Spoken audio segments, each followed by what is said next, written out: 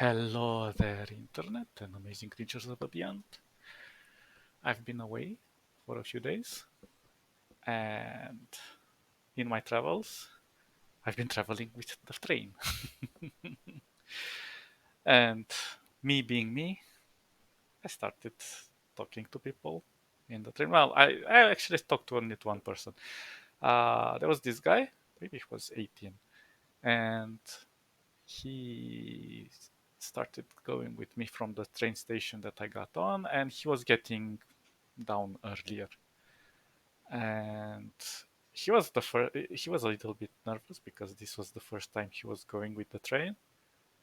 And I looked at him and was like, where do you want to go? It's like, oh, I have to get at this this city. Do you know where it is? Like, yeah, I know where it is. I was like, why are you going there? It's like, well, you're meeting a girl, aren't you? Yeah, how did you know that? Ah, you sly bastard. You remind me of me. He was like about 18, 19, maybe 20, I don't know. It's like, I was doing that, getting into trains, going to who knows where, just to see a girl. Fun times. Always do that if you are in love and you really like to, well, not necessarily in love, but you want to meet girls or guys or whatever you guys like. Go that extra length. So yeah, after we he got off and we finished talking and whatever, I got back to reading a bit because just pass the time. And I usually I use audiobooks, but since my battery was pretty low on my phone, I chose to read with my crazy eyes and my dyslexia. But I managed to read the book. And I found this really nice book. It's called Adaptation by Dallas Reynolds. I think that's the correct pronunciation. I'm gonna put a link on the audiobook in the description when I finish this. And it was a remarkable book. It At first when I read the title, I was thinking of like, I don't know, it would be it's a science fiction book first of all. So I was thinking like, it's gonna be a horror science fiction thing, and I was totally wrong. And I'm glad that I was wrong because what I read in the book surprised me. And it's going to give away the plot. So if you don't want to hear the plot, I highly suggest you skip to the end or something, or just read it for yourself and then come back to this video that I'll put on YouTube and then hear my thoughts about it. So I'm gonna give you like 5, 4, 3, 2, 1, and I'm gonna start. So um, the idea of this book is that humanity expands past its borders into the system, into the galactic system, and it colonizes hundreds of planets, even more, maybe thousands. And the plan was devised that after a millennia, 1,000 years, um, actually, when these colonies were sent, they were sent in small groups. Some were bigger, some were smaller, but usually the plot revolves around these small colonies. And the ships that were sent there, they had like about 100 individuals, maybe a few hundred, let's say, but not maybe 100. And the point of the adaptation was that they sent as many as they could, and if they could survive uh, the environment and populate the world and maybe even adapt the fauna and the vegetation, then in 1,000 years there would be a program where scientists would be sent, or specialized teams, let's call them that, would be sent there to reintegrate the communities into the Terran collective or something like that. I don't remember exactly the term they used. Like, it's a commonwealth, let's say. That's the Terran commonwealth. And obviously, this small colonies didn't have specialized people. Usually they sent whoever they could. So it was expected that after 1,000 years, the population would regress because the machines they had initially would degrade, resources would finish, some colonies wouldn't survive, and so on. So it was expected that they would regress, but they would, if they would survive, they would spread out the population. And the team that we're following has 16 members, so there's quite a lot of people, characters in this book, and it's at first it is a bit difficult to follow who is who and what does what, but I'm gonna try to simplify it. So they reach this system which has two populated planets, and I'm gonna call it the green planet and the blue planet for simplicity. And in this team, well, this team comes with a ship, and this ship is having all the resources and everything necessary to give the population technology and knowledge on how to improve and to get up to speed to the technology that the Commonwealth has. So there's 16 individuals, and from these 16 individuals, they're like two, let's call them team leaders. And they have heated arguments on how to approach integrating these two planets. And we'll get to what each planet has in regards to their um, advancements and culture and so on in a moment. But before they were sent here, there was this system that sent these people here had a coordinator, and the coordinator said this: you will go there and you will choose the best approach that you see fit. Even if you succeed or fail in your task, it will be an important discovery.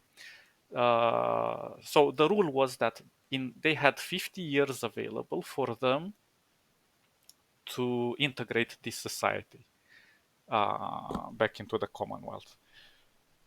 And they would have to find or devise a plan into how to make reports and so on. And after 50 years, see the results and send it back to the Commonwealth. And from there, it would be another process and so on. Also, this happens in the future, obviously. And it's like something like 3,050, 3,500 and something, if I remember correctly today. So health has improved a lot, and the life expectancy of this team has been greatly expanded. So the minimum is like the youngest of the team had 115 years, and the oldest was 200 plus something. So they were pretty old, and they could live a long time. It isn't defined how long they live, but they also take into account that the longer they live, there is this possibility of them losing their minds. But there are various techniques and drugs they can take to stabilize themselves. So when they get there, they start debating on various approaches, and the first approach is what is the best method to take the population and speed up their technology. And since there were two planets nearby, they decide that they would be probably good to split the team in two, eight individual per planet. The idea is that they can interchange between themselves because they're all specialists in various. So there were like two specialists for each branch. So economics, weapons, health, medicine, and so on, agriculture, and etc. But the idea is that, let's say, Green Planet is somewhere in the Bronze Age, while the blue planet is a bit more advanced and has its culture somewhere in the Iron Age. So there was a difference, like let's say 2 steps in the revolution. And also, the green planet is more tribal, so there's a lot of tribes going around and being at war with each other, while the blue planet is more a feudal culture or society. And they decide that for the green planet, where the tribes and they're in the Bronze Age, they will take a tyrannical approach, while on the blue planet, which is a pre-feudal Iron Age, they will take more of a socio-economical approach. And these two teams land on each planet and they start introducing themselves after a while. There is a little bit of description of how they approach these people. And interestingly enough, on the tyrannical planet, they are more direct. They use force, they intimidate the locals. And at first, they kind of resist because they say, like, our planets are doing okay. I mean, as people, we're doing okay. The interestingly enough, the tribal planet knew about their return, while the pre-feudal one, which was more advanced, totally didn't know who these guys were. So, well, because yeah, time passed. In 1,000 years, it became such a like a rumor or a fable that Earth existed. Um, so yeah, as they take the tyrannical approach on the green planet, they kind of organize that place to be more oriented towards war, to integrate all the other tribes and force everybody on the planet, because it was a pretty big planet. So each planet had about 1 billion each. And it would take some time to organize things. And they also decided that these two teams would meet every 10 years in order to compare results of how each was doing and how each planet was developing. So they introduce new technology, new books, new ideas, slowly, of course, not too much, as much as it could be assimilated. Um, so uh, on the green planet, they had a tribe chieftain, a leader, and this leader gets killed, but his child assists the murder, and he looks at these people, and he doesn't try to overthrow them. He says, "What do I need to cooperate with you to improve all of these things?" And they move on from there. So it put like an interesting concept there. Why didn't they rebel instantly? And we'll find later on what happens. Actually, these books kind of got me by surprise at the end. I didn't expect that ending. I was thinking it would be kind of a bit of a cliche, but it was an interesting ending. We'll get to that. And on the blue planet, when the other team gets there, they start bribing people and having conversation with the leaders and so on, in order to make them develop this open market where they earn a lot of cash and they do a lot of trading. So they would integrate everybody else through competition, economical competition, and try to avoid wars. And these two perspectives, in contrast, look like, oh, the green planet is going through a lot of wars and a lot of people are dying, and the blue planet is going to evolve economically. But if you look at it, some parts of the planet were doing better economically, and the other ones were suffering because they were falling behind. So people, some classes were living in poverty, while some were living a much better standard. So famine was destroying more people than they were dying on the other planet where they were doing war. So yeah, it is an interesting point of view when you look at the difference of the two planets. And in the first decade, when they meet each other, they were kind of still debating which side is more efficient, and they were still having some arguments.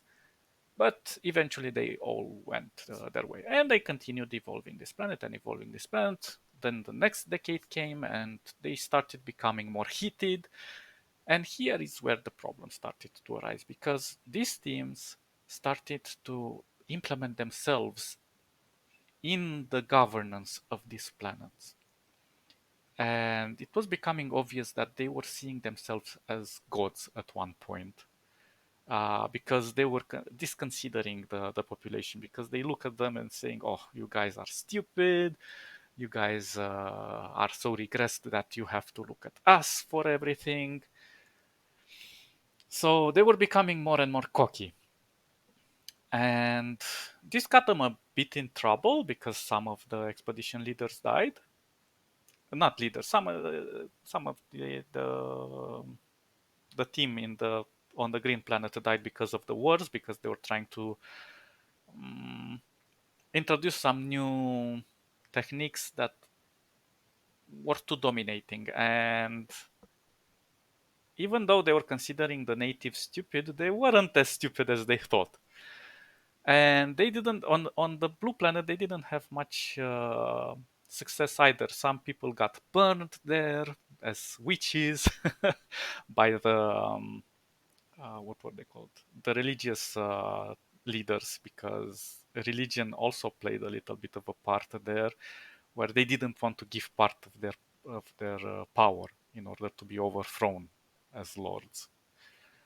And slowly, this some of the team members started to fade away, and out of the 16, I think there were, I don't know, 8 at the end or something like that.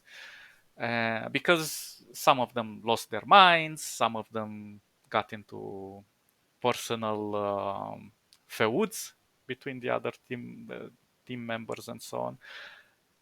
So I'm not trying to spoil these things as you read about them, but the point is that towards the 50 years, they kind of got together and they were like, do you think 50 years is enough? Maybe we should continue our reign over here.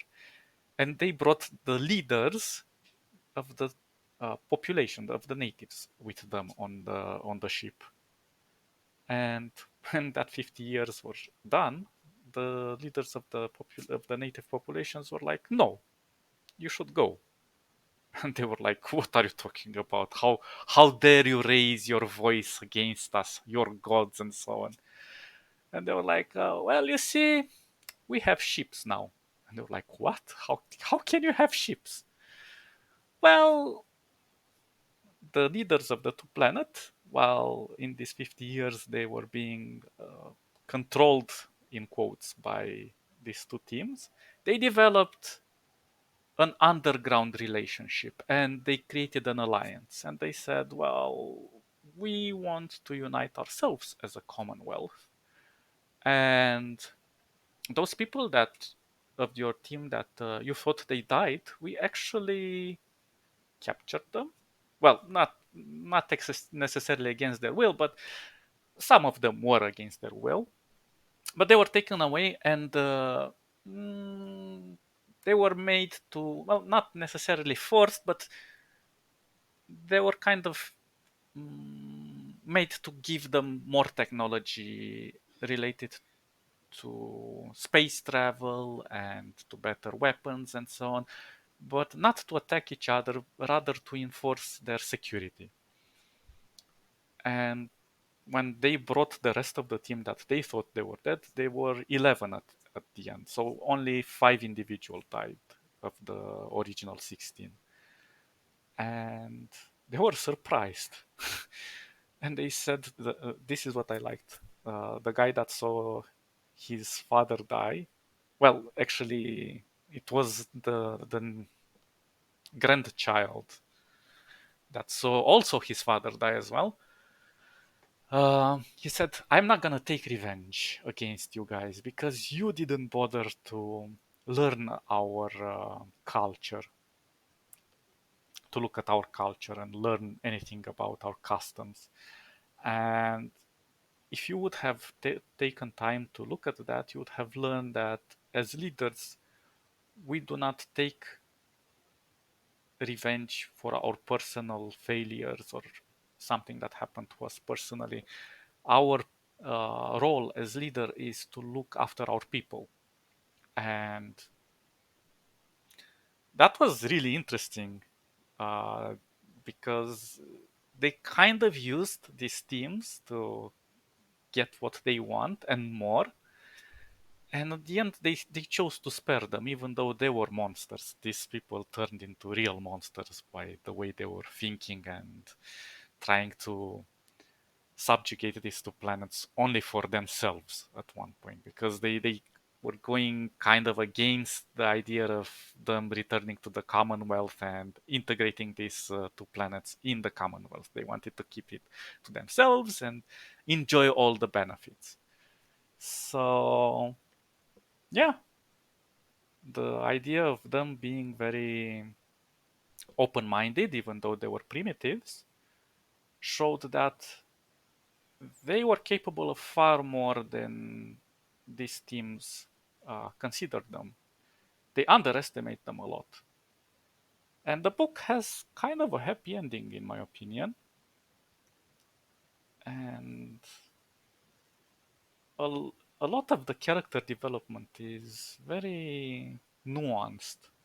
Yeah, so I highly recommend you read or listen to the audiobook because it is a very beautiful story. Well, enough of my rambling. Sorry if I took a bit too long to explain it and I got lost in some plot points here and there, but I tried to remember as much as possible without giving too much away. And I hope it does make you curious to read it out. Stay awesome. See you next time. Bye bye bye bye bye.